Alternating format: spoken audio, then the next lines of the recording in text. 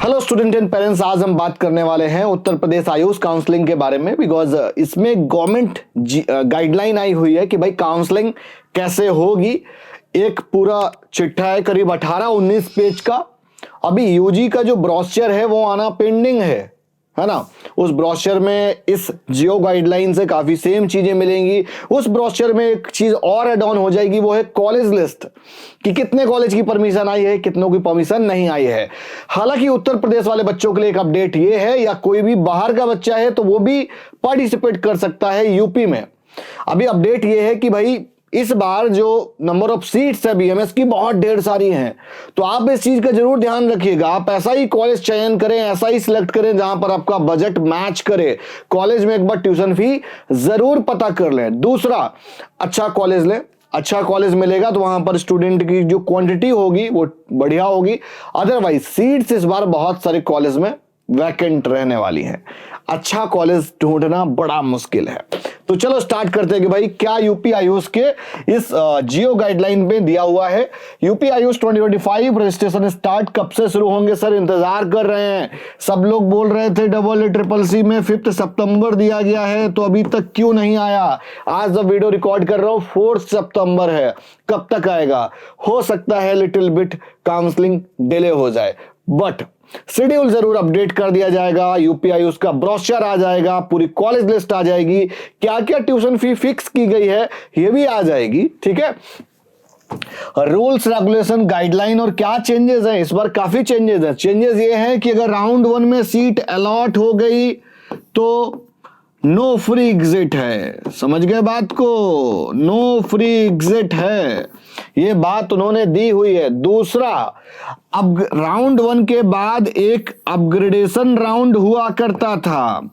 इस upgradation round का कोई भी जिक्र नहीं किया गया है। ठीक है, अब जैसे राउंड 1 से बच्चा राउंड 2 में जाएगा तो दिस इज रीसफलिंग, 2 से 3 में जाएगा तो दिस इज ऑल्सो रीसफलिंग। ठीक है, वीडियो को पूरा देखना। वीडियो को पूरा देखेंगे तो पूरी कहानी समझ में आएगी, पूरी गाथा समझ में आएगी कि यूपी आयुष की काउंसलिंग हो कैसे रही है। ठीक है भाई, शेड्यूल ब्रोशर अभी कुछ दिनों में अपडेट हो जाएगा। 1-2 दिन के अंदर 110% कुछ ना कुछ आ जाएगी अपडेट। अपकमिंग अभी जो हमारे काउंसलिंग इवेंट्स हैं, स्टूडेंट जो मीटअप है कानपुर में किया है, ग्रेटर नोएडा में किया हुआ है, और अभी हमारा एक अपकमिंग है 7 सितंबर को, कहां पर, हजरतगंज लखनऊ में है। मोस्टली हम लोग जो वेन्यू देख रहे हैं वो कोचिंग इंस्टीट्यूट का जो आसपास का एरिया होगा वहीं पे देखेंगे, ताकि सारे बच्चे वहां पर नोन होते, जानते उस वेन्यू को, तो जल्दी से आ जाएंगे। बट एग्जैक्ट अभी लोकेशन नहीं आइडेंटिफाई हुई है, वो आपको कम्युनिटी पोस्ट के जरिए या काउंसलर के जरिए आपको अपडेट कर दिया जाएगा। ये अपकमिंग वीडियोस में हो जाएंगी बिफोर इवेंट। तो संडे को हो गया भैया लखनऊ में, है ना। 9 सितंबर को मैंने गोलघर गोरखपुर में रखा हुआ है, मतलब ट्यूसडे को। 10 सितंबर को रखा है लंका बनारस, समझ गया ना, लंका जगह का नाम है। और यहां पर पैराडाइज कैफे बैंक्वेट है, ये तो वेन्यू इसका फाइनल हो गया है, तो भाई वहां पर रहेगा। और टाइमिंग क्या होगी, 11 से 6 बजे के बीच में। बहुत सारे बच्चे पूछ रहे हैं कि सर है कहां वेन्यू, तो कमेंट करके बताओ यार, थोड़ा सा बस कंफ्यूजन हो रहा था कि आने जाने में आप सभी के लिए आसानी रहे। अपकमिंग हमारे ऑफिसेस भी हैं, लखनऊ में भी और बनारस में भी और गोरखपुर में। ठीक है, गोरखपुर में हालांकि काउंसलिंग सेंटर बनाया हुआ है प्रॉपर सेटअप। अगली साल से वेन्यू नहीं करने पड़ेंगे भाई, वहां पर अपने ऑफिस होंगे, वहीं पर होगी counselling. Eligibility criteria number page number 4 पर दिया गया है। इसके स्टार्टिंग के 3 पेज में क्या इंफॉर्मेशन दी वो मैं आपको बता दूं कि भैया, एक नंबर, ये पूरी जो काउंसलिंग कंडक्ट करा रही है वो एनआईसी कराएगी, पूरी सेफ्टी के साथ कराएगी, पूरी प्राइवेसी के साथ कराएगी। एसबीआई का पेमेंट गेटवे इस्तेमाल करेंगे, एसएसएल यूज कर रहे हैं ताकि कोई हैक वगैरह नहीं कर पाए, डेटा एकदम सिक्योर्ड रहे। एक नंबर और ईमेल आईडी बच्चे को इस्तेमाल करना होगा जिसमें ओटीपी वेरिफिकेशन होगा। तो भाई इसमें पेज नंबर 4 पे अगर आ जाएं तो online Ayush counselling registration valid होगा। आपको जो यूपी आयुष काउंसलिंग .upsdc.gov.in पर जो रजिस्टर्ड करेगा वही कैंडिडेट माना जाएगा। ऐसा नहीं कि भाई ऑल इंडिया पर रजिस्टर कर दिया और यूपी आयुष में देख रहे हो हमारी अलॉटमेंट आई कि नहीं आई, तो ऐसी मिस्टेक्स नहीं करनी है। दूसरा, पीसीबी में भैया पास होना चाहिए, 12वीं जस्ट पास होना चाहिए। पहले 50% का क्राइटेरिया हुआ करता था, अब वो हट चुका है। ठीक है। तीसरा इंपॉर्टेंट पॉइंट है qualifying rule as per the NCISM mandatory. जो एनसीआईएसएम बोलेगा वैसा उत्तर प्रदेश आयुष काउंसलिंग करेगी। मतलब सारी स्टेट्स की काउंसलिंग वही करती है जो सेंट्रलाइज्ड बोर्ड जो कन्वे करता है। तो इसमें गाइडलाइन में एक लाइन ये भी दी गई थी कि भाई इन केस वो अगर रिवाइज करते हैं या जो भी वो तय करेंगे हम उसी को फॉलो करेंगे। अभी के लिए क्वालिफाइंग कट ऑफ जो तय है जनरल ईडब्ल्यूएस के लिए 50, ओबीसी एससी एसटी के लिए 40। इन केस अगर ये कट ऑफ रिवाइज्ड होता है तो रिवाइज्ड होगा कब? राउंड 3 के भैया खत्म होने के बाद होगा। मतलब चौथे राउंड में आपको एलिजिबिलिटी मिलेगी। इसलिए आप बिल्कुल अभी चटको नहीं, आपका नहीं आएगा, ठीक है। बहुत सारे लोग उम्मीद लगा के बैठे पोर्टल खोलेगा 40 परसेंटाइल हम रजिस्टर करेंगे, नहीं खोलेगा भाई, नॉट एलिजिबल हो आप। चौथे नंबर पे मिनिमम एज लिमिट क्राइटेरिया है 31 दिसंबर से आपकी 17 साल हो जानी चाहिए। मैक्सिमम एज लिमिट कोई भी क्राइटेरिया नहीं है, हट चुका है। पांचवें नंबर पे डोमिसाइल का नियम, 10वीं 12वीं अगर आपने उत्तर प्रदेश से बाहर से की है या 10th 12th में से कोई भी एक सब्जेक्ट बाहर, मतलब कोई भी एक क्लास बाहर से की है तो उस केस में डोमिसाइल रिक्वायर्ड होगा। अगर आप गवर्नमेंट कॉलेज के लिए सीट क्लेम करना चाहते हो तो 10वीं 12वीं में से दोनों में से एक यहां से होगा, एक बाहर से होगा, या दोनों बाहर से है, उस केस में डोमिसाइल ही आपको जस्टिफाई कर सकता है कि आप उत्तर प्रदेश के निवासी हैं।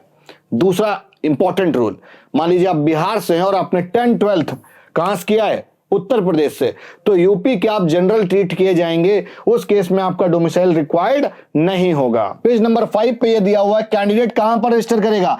यूपी आयुष counseling.upsdc.gov.in पर रजिस्टर करेगा। यूपी आयुष का जो रजिस्ट्रेशन फीस है 2000 रुपए चार्ज होगा।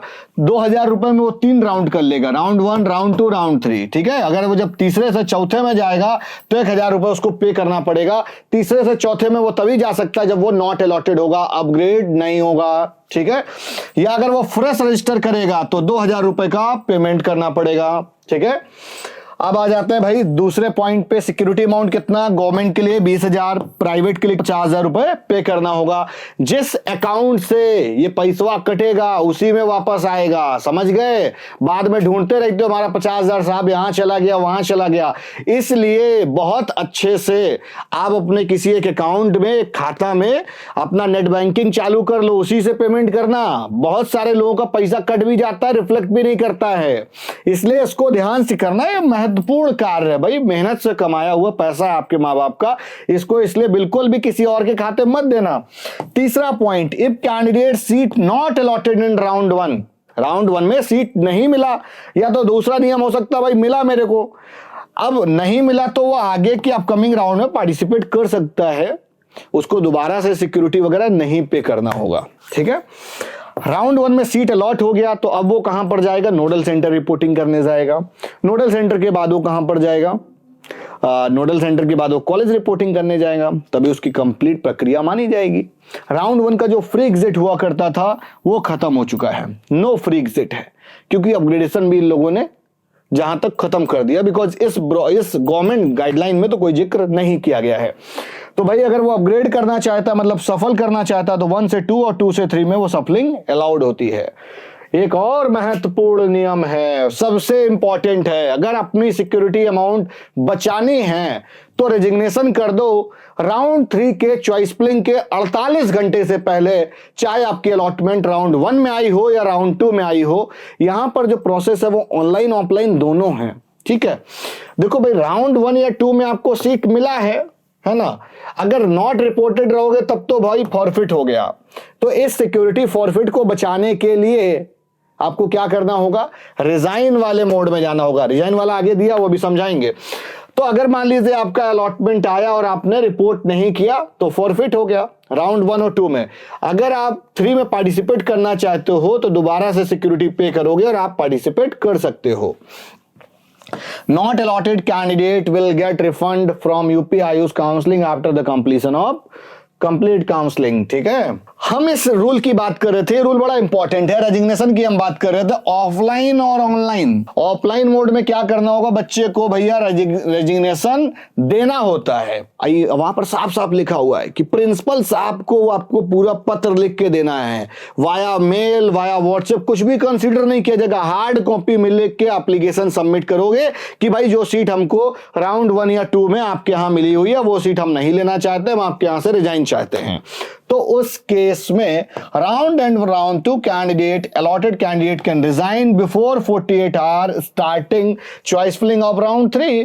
Security will get refund after deduction of 1000 rupee. 1000 रुपया कट के वापस कर दिया जाएगा। ठीक है, राउंड 3 स्टे वैकेंसी, इनमें भैया कोई सफलिंग अलाउ नहीं होती है। ऐसा नहीं कि इसमें जा सकते हो, कोई भी रेजिग्नेशन नहीं अलाउड होता है। थोड़ा सा स्टे वैकेंसी राउंड के बारे में जान ले भाई।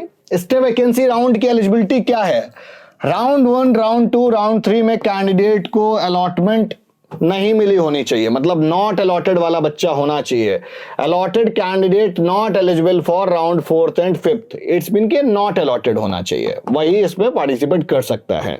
अगर अलॉटेड है तो नॉट एलिजिबल है, वो पार्टिसिपेट ही नहीं कर सकता, वो रजिस्टर ही नहीं कर सकता।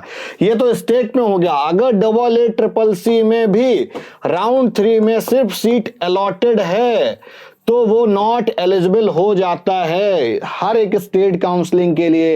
ये इंपॉर्टेंट रूल है, याद रखना। दूसरा important point, after provisional allotment mandatory to report nodal centre for document verification. सारे ओरिजिनल डॉक्यूमेंट्स लेकर नोडल सेंटर जाने होते हैं, उनके 2-2 फोटोकॉपी सेट रेडी करने होते हैं।